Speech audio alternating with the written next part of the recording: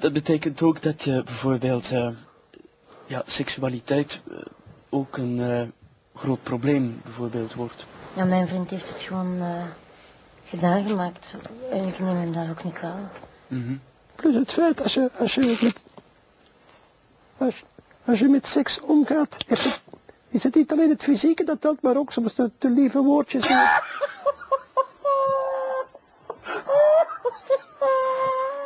Why your dad? Is he your superhero? Yes.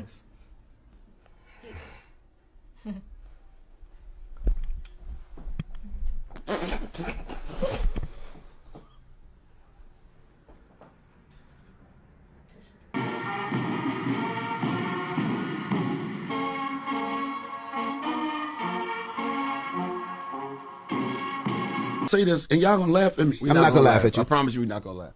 When I grew up, right, and I remember.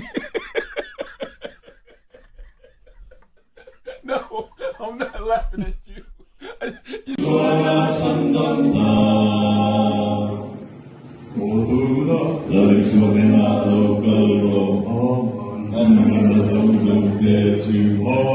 제 우리 새롭게 된 너는 아사